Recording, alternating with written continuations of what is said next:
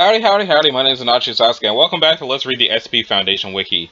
So in the last episode, we read Cap of Neglect, and we're up to Dialysis Bracelet, but before I do that, John Nielsen said that there's a tale called Decency based on SCP-231 that they recommend, and also that they recommend reading 231J for a funny look at what it might be. So we're going to start with Decency. Okay. Let all of those who read this know that I have not failed my duties to the SCP Foundation. I have not broken down under distress, nor have I gone crazy. What has happened is that I cannot allow the events around me to continue any longer. I'm going to die. After hours in solitary confinement, and the time in between being almost unbearable, I've come to conclude that my actions after this writing will unquestionably lead to my demise. If you find this before I die, do not try to stop me. I've made my peace with God and decided that what I'm going to do is the right thing. What I'm about to do is break every single special personnel requirement for the project I'm assigned to. Normally I wouldn't do this, but I just can't let her suffer any longer. Even though I will die trying, she will know that somebody cares for her. It will only be for a moment, maybe less. I don't care. Just as long as she's out of her torment for 1 second, it will be enough for me. It will be enough knowing that for that brief instant, she will know that she is not a prisoner, that she's not a monster, that somebody cares enough about her to do something about it. For that brief instant, she'll be free. I've passed all the psychological examinations. I've not broken down. I don't love her. I don't want an XK. All I want is for her to know, for the briefest instant, that somebody cares for her as a human being. And I will make sure she knows. Agent Shields. At 900 hours, Agent Shields stripped off his concealing helmet and somehow entered the enclosure of 231-7. 231-7 was awake at the time, but showed no reaction to Shields' presence. Armed guards were deployed as he approached the bedside, placed a single rose upon it, and left the containment chamber. 4 minutes after the security breach, Agent Shields was shot to death by 6 guards, and 231's amnestic schedule was altered slightly to allow for a dose shortly afterwards. Procedure 110 to Montauk was put into effect minutes later. So, they shot him dead because he brought her a rose, and then did Procedure Montauk, and also memory blanked her. I don't quite remember what 231 was, but, let me just, let's see. Procedures. Description. A female between blank and blank years of age with data expunged. 1 through 7 were retrieved from blank blank. Labor pains. Oh, right! I think these are the ladies who give birth to some sort of demon. Okay. And then there's the joke one, which was neutralized but is now Keter. If there's any feasible way to contain or neutralize 231J, any proposals or ideas are welcome for submission to the O5 Council immediately. Generation of a successful containment protocol for 231J will result in the compensation of the responsible parties with bonus package 10 Elysium, which is 1 Lamborghini Centenario LP774, customized for interstellar travel, 1 Iron Maiden concept album dedicated to your life and accomplishments, 1 high five from the administrator, Dr. Alto Clef, and SCP-76-2, True Love, complete diplomatic immunity in the United States of America, the United Kingdom, and 1 other country of your choice. Summary executions of your enemies carried out by MTF Omega 7.5 OK Class Reunion Tour Scenario. Okay. Description. 231J is a hostile metamorphic entity that has generated from an unpaid loan of $2 given to Dr. Elena Jackson, the current administrator of the Foundation, on April 26, 1983. The loan was received from POI 231 Omega, who was then one of Dr. Jackson's co-workers at Site 19, where Dr. Jackson had been the site director before her promotion. Begin log. Wow, that giant spider really likes eating babies. Hey, Steve. Yo, you got $2? Sure thing, Dr. Jackson. What for? I need a Pepsi. Don't we have them for like $1 in the cafeteria? Yeah, but I want a big one. 231 is given to Dr. Jackson. When are you going to pay me back? Dr. Jackson leaves. A person of interest, 231 Omega. On September 26, 1983, in the aftermath of a major containment breach by SCP Blank that resulted in 23,401 fatalities, known as Incident Blank Black, the administrator was confronted about the unpaid debt. Begin log. Irrelevant data redacted. That should take care of amnestic disposal protocols for the civilians. Any questions? Yes, Steve. Where's that money you owe me? Not the time or place. Any other questions? Actually, I think you have a very poor understanding of how serious the situation is. As to you, clearly, a quarter of 100,000 people's minds just exploded, and you're worrying about $2. Well, if you had done your homework, you'd notice that in my application for employment at Site 19, I specifically included a 50-page addendum detailing any loans that I would disperse to my coworkers regardless of value. This addendum, which you agreed to by accepting my application, Article 2, Paragraph 34, explicitly states that the debt would need to be repaid in full no less than 72 hours from initial disbursement. Having failed to do so, you would have incurred a Class G delinquency penalty rate, Article 5, Paragraph 19, of $100 per month plus a $5,000 first-time default fee and applicable silver-level compound interest rates as outlined in the monthly newsletter to which you described by accepting my application, Article 5, Paragraph 50. You currently owe me $493,026.34 plus tax. Steve, what's this? What's what? This thing in my hand. I don't see how that's relevant to the case at hand, but that's a combat-grade amnestic visual cognito head. He falls unconscious. The phrase, "you're so fucking fired," comes to mind. On April 10th, 1990, following the death of the previous administrator from food poisoning, Dr. Jackson was elected as her replacement in light of her heroism and leadership during Incident Blank Black. 2 days after her inauguration, contact with the Foundation was re-established by POI 231 Omega, having recovered from his amnestic treatment through the usage of the highly esoteric and experimental technique known as having written it down prior to the amnestics. At this point, through several loopholes carefully designed by 231 Omega, 231J had increased in value to $50,936,299,102.49 plus tax, with an additional debt of 500 human souls, 2 truckloads of diamonds, the blood of a virgin, and a goddamn pony. Following this contract, 231 Omega was promptly located by MTF Psi 8, the Silencers, issued several restraining orders, reprimanded, and stabbed to death. It should be noted that the means of termination had incidentally fulfilled the requirement of the blood of a virgin.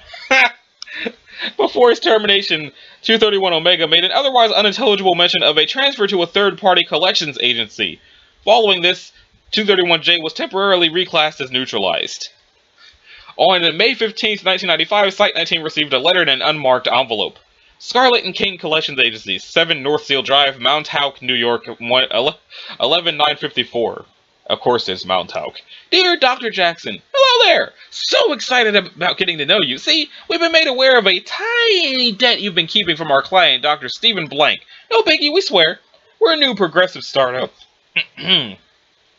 Bringing a non-judgmental, people-focused approach to collections, so you don't have anything to worry about from us. So far, it looks like you owe him data expunged in 53 cents plus tax. 700 trillion human souls condemned eternally to the sadistic pleasure pits of data expunged, ownership of 53 individual timelines of the multiverse, and 1 goddamn pony. This shouldn't be a problem at all. With our customized payment plans, you only have 2 data expunged. Be sure to get back to us as soon as you can, specifically by June 1st. Otherwise, we might have to deal with the least favorable part of our jobs. Penalties! Ugh, so unpleasant. Fortunately, these penalties are barely noticeable. They include, but are not limited to, an indefinite lien on the mortality of SCP-682, repossession of anomalous property courtesy of a fourth-party contractor such as the Chaos Insurgency, transfer of negotiations to an on-site collections liaison, so we suggest you get right on this. Now, as of the prize, Maisie Scarlet. Addendum 2, Collections Liaison. On June 1st, 1995, a raid on a demon-worshipping compound led to the discovery of the aforementioned Collections Liaison entity. For more information on this entity, please refer to the documentation for 231. Let's see now. Instructions for Procedure 110 Mount 6 Class D personnel will enter 231-7's containment chamber holding a suitcase filled with $500,000 in cash. They will throw the cash at 7 in as disorganized and passive-aggressive manner as possible. Full unedited text of Addendum 231B. Dear friends, it has come to my attention that recently certain rumors have surfaced regarding 231. Due to the drop in staff morale, I've decided to address some of the more prevalent points. Yes, Procedure 10 Mount Hawk is as horrible as you've heard, which is why only Class D personnel are authorized to carry it out. Yes, it does involve brutal mishandling of crucial funding assets. No, assignment to 231 is not intended to test your loyalty to the Foundation, your tendencies towards throwing money at the problem, or anything else. No, 231 is not a punishment detail. Yes, there are staff members who have been on 231 and have successfully transferred out by their own request. No, not everyone who's worked on 231 is terminated upon leaving the project. No, you may not keep the cash that she doesn't pick up. Yes, staff members who have been assigned to 231 are allowed to take Class A Amnesiac before leaving the project if so desired. Yes, false memories are then implanted. No, none of the supposed methods for recovering or detecting false memories work. Yes, there are some of you who've worked on 231 and don't remember it. No, we have not given up trying to save for a specific appeasement fund for 231-7, but research in that field must be carried out with the utmost caution, based on the increased potency of each subsequent asset liquidation event associated with each subsequent collection's liaison specimen. There's a strong possibility that 7's repossession event could result in an XK class end-of-the-world scenario.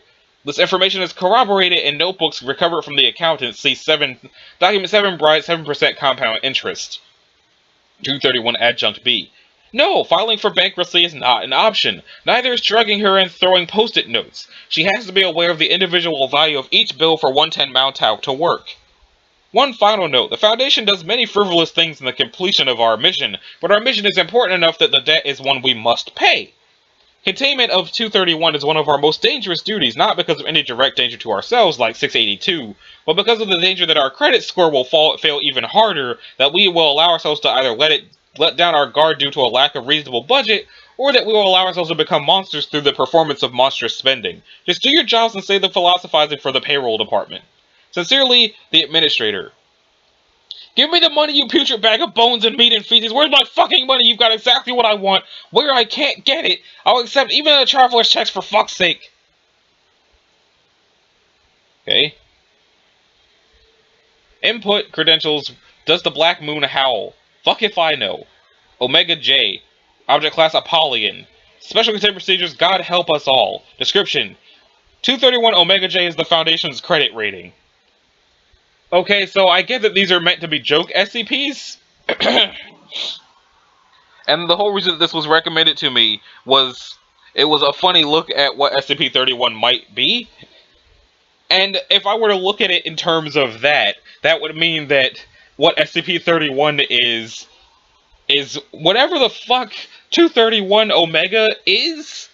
And however he was able to do the things he does with that contract they signed to hire him. 231 is not the women. The things they give birth to only happen if they're not getting paid fast enough. And also the whole 700 trillion human souls condemned eternally to the sadistic pleasure pits of data expunged. Individual timelines of the multiverse at one goddamn pony. I don't know whether or not the pony actually happened. It would seem that the by this, if I were to take this any kind of seriously at all, Project 110 Mountauk is throw money at SCP-31 and run away. I'm not sure why this would require blanking people's memories, but I'm gonna see if I can bounce back into 231 to see how that holds up compared to the actual redacted addendum. Let's see now.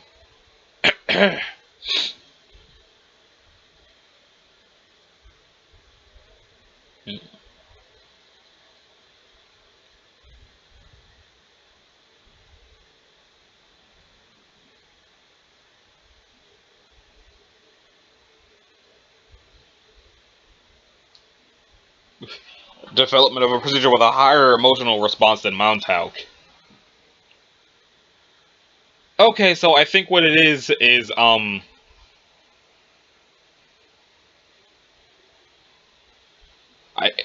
once again, if I were to believe that, it sounds like what the deal is if at any point they get complacent with having $500,000 thrown at them every now and then, they will unleash the the liaisons, which might end the world over this debt.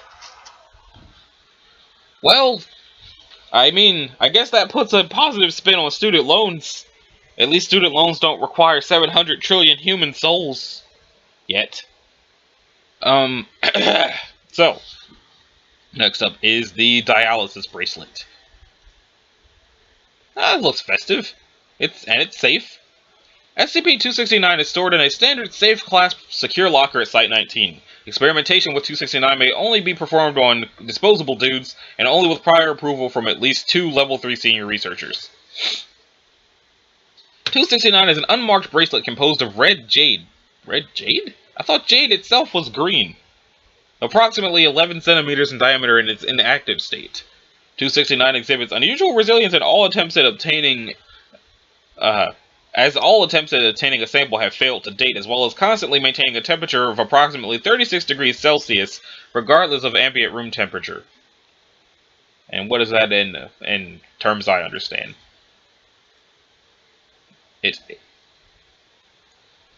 I was not looking for bra sizes, I was looking for temperatures! Okay, so that's 95 degrees. So it's basically the temperature of the human body.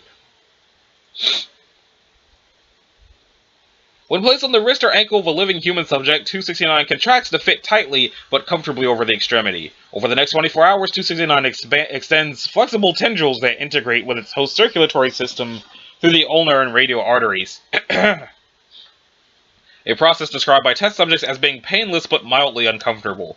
Upon completion of this process, 269 cannot be removed from its host without amputating the affected hand or foot. Once 269 is fully integrated, it will begin to filter substances from its host bloodstream. How this is done is not fully understood, but the process occurs over 3 stages. In the first stage, 269 will begin to filter contaminants and infectious agents such as blood-borne bacteria and viruses. This includes many disease agents that are currently incurable, such as the human immunodeficiency virus, HIV. 269 appears to be capable of identifying and isolating infected blood cells from healthy ones. As this process often results in a general improvement in the health of the host may resist attempts to have 269 removed. This stage typically lasts anywhere from 1 week to 1 month. In the second stage, it will begin filtering out components of their immune system from the bloodstream. Because 269 continues to filter infectious agents from the host body, this generally goes unnoticed unless a blood analysis is performed. Stage 2 lasts anywhere from 1 month to 6 months.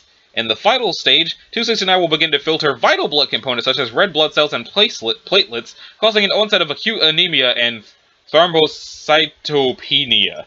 Hosts that reach stage 3 quickly weaken and will invariably expire within 1 week unless massive blood transfusions are given. 269 came to the Foundation's attention following it reports that a civilian, one Mr. Blankety Blank, from Redacted, had been cured of acquired immunodeficiency syndrome, AIDS, and died shortly thereafter. 269 was discovered attached to Mr. Blank's wrist and was secured by Foundation agents after it was found that 269 had integrated into its circulatory system. Investigation into the precise function and origin of 269 is ongoing. So...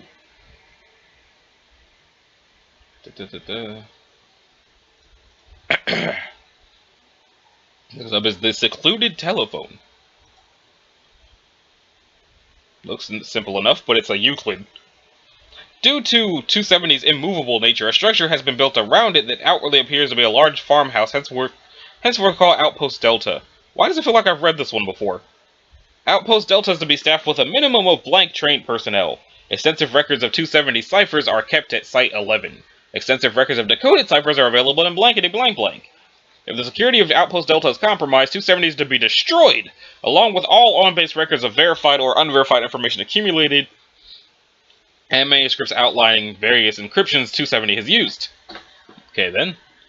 SCP-270 is a nondescript black phone of mid-20th century make. There were no human populations exceeding blank people per blank square meters within a blank radius of the location of discovery, and 270 itself was well hidden by surrounding native vegetation.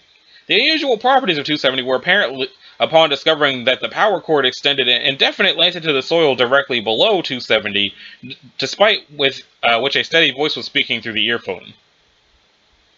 Despite which? That doesn't make any sense. Investigations regarding how long the cord is have since been officially discontinued, see Addendum 270A.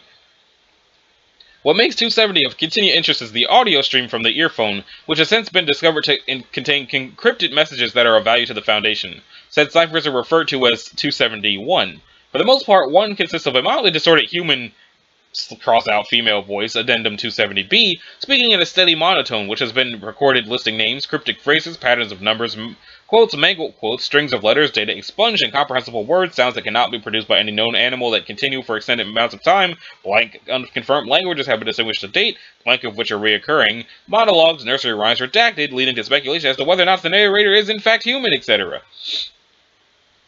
The following noises have been recorded. Melodies.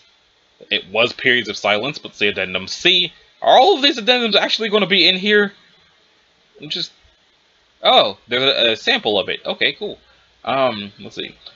Morse Code, redacted human screaming, various computer programming languages, every known language on Earth, including one incident Pig Latin, data expunged, possibly of biological origin, condescending laughter, music played backwards, music redacted, conversations that have evidently been recorded ranging from redacted, politically significant and extensively protected area to what was most likely an average household discussing what grocery supplies to buy from the supermarket, static, ambient soundtrack, etc. A demonstrative sample of one can be found here. I will get to that afterwards. I want to read the addendums before I actually listen to it. 270 is otherwise a perfectly normal phone and is susceptible to damage as similar phones would be. Disassembly has not uncovered the source of 270's unusual properties. Speaking into 270 has no effect on 1. Currently disputed, refer to incident 270 blank in which data expunged. That's probably not going to be in here then. Attempts to decipher 1 have yielded partial successes. In one notable case, a complicated cipher proved to be an intensive description of SCP blank's imminent attempt to breach containment. Evidence of such was found in the redacted of SCP's blank's containment. Containment breach was accordingly prevented. Decoded portions have alternately been startlingly useful to the Foundation, and immensely frustrated to both personnel working on 1 and Foundation officials. For example, 1 blank hour study of what seemed to be a significant cipher proved to translate to a long and painstakingly thorough list of extremely unofficial synonyms for a human blank. Likewise, information gained from 1 have both data data expunged, preventing a possible XK-class end-of-the-world scenario, and listed secret ingredients of Dr. Blank's widely praised cherry pie. As it is impossible to determine how useful portions of 1 will be, personnel are advised to choose whatever segments of 1 they deem to be the most promising. However, some portions of cipher are either too intricately encrypted for our most personnel perspicacious. Let's go with that, perspicacious personnel to decode, or indeed may hold no meaning at all. Attempts to decode 1 are continually ongoing. See Addenda D and E. Okay, so it looks like a lot of those are in here. Okay, so Addendum A. A probe was extended a total of blank meters along the wire before the maximum extension length was reached. The matter has since been declared not of sufficient interest to merit a more thorough examination. B. As a blank military time, the unidentified female voice of 1 stuttered for blank seconds before breaking down into what researchers described as disconsolate sobs, pleading to be redacted. This continued for blank seconds before audio cut off abruptly to a blank minute excerpt of 1 from blank. Immediately afterwards, 1 proceeded as usual, the only noticeable difference being that the voice narrating 1 was male. C. Further examinations have revealed that this was in fact not silence, but audio stimuli both too high or too low pitched for human perception. Blank additional unidentified languages have been discovered upon supplying outpost data with appropriate audio equipment. D. As of late, 1 has been becoming noticeably more difficult to decode. This includes utilizing more convoluted methods of encryption, loud background noises being added while the narrator is speaking, multiple voices speaking at once, and in one case, loud redacted, extremely personal details redacted. Dr. A. Blank, who was visibly shaken by the event. Morale has since plummeted while stress levels have skyrocketed. A computer program has been coded in order to automatically decode portions of 1. A recreation wing has been added to Outpost Delta. E. Data processor 1 has been discontinued. All attempts to electronically resolve portions of 1 have thus far failed. Okay, level 5 security clearance required. As of late, concerns have risen regarding the psychological states of personnel working on 270. What I'm talking about, of course, are the natural issues that arise when you have a situation like this. Namely, putting a bunch of highly intelligent, motivated, tenacious people together and ordering them to solve a puzzle that may or may not have a solution. And telling them that lives may depend on their success or failure. Recently, Dr. Blank, by some superhuman effort, cracked blank minutes worth of cipher that had been discarded by communal agreement as a dud, and data expunged resulting in the aversion of a blank end-of-the-world scenario. This has not been beneficial for the mental states of many personnel, as every dud they discard may contain information regarding an equally disastrous event. Since then, there have been rapidly emerging paranoia and/or obsession-related disorders.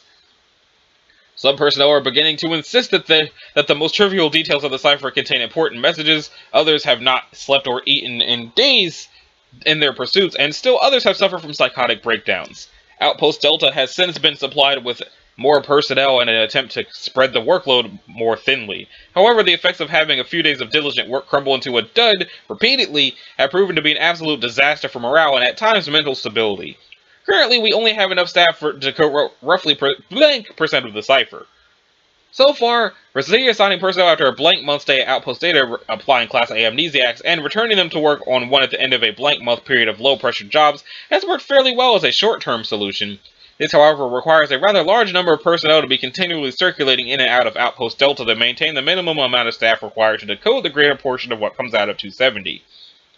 In addition, long-term circulation through Outpost Delta has been shown to ingrain certain paranoid and obsessive mental behaviors that Class A amnesiacs don't wipe clean. Data expunged nature of 270, this is exactly what it wants. If certain people are to be trusted, data expunged disconcerting to said 05 member. Redacted, not in fact a method of safe communication between unknown entities, as originally hypothesized, but rather data expunged. I request for this matter to be discussed more in depth sometime in our near future.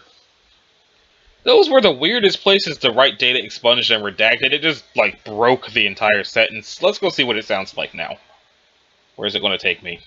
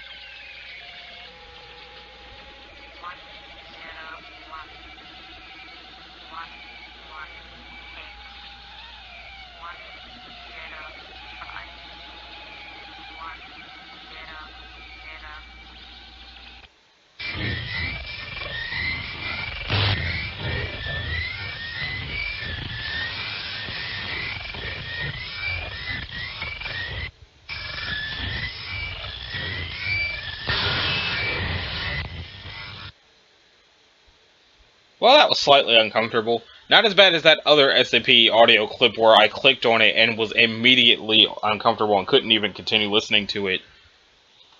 So, given that that audio file just happened, I think I'm actually going to end this episode a bit early. I know this is half as long as these usually are, but for all I know, that's a godsend for some of the people who watch these. And since it had that at the end, and it was kind of quiet, I don't think I'm going to put background and music in this episode, so I apologize for how quiet the episode has been, other than me yapping. In any case, this has been Anachi Sasuke. I think this was episode 66 of Let's Read the SCP Foundation Wiki. In the next episode, we will start with the inscribed disc, unless there's anything anybody else wants me to go read before we get there. So, if you liked it, a like and a subscribe would be groovy. If you didn't, you need to do either one of those things, and I will see y'all in the next one. Later.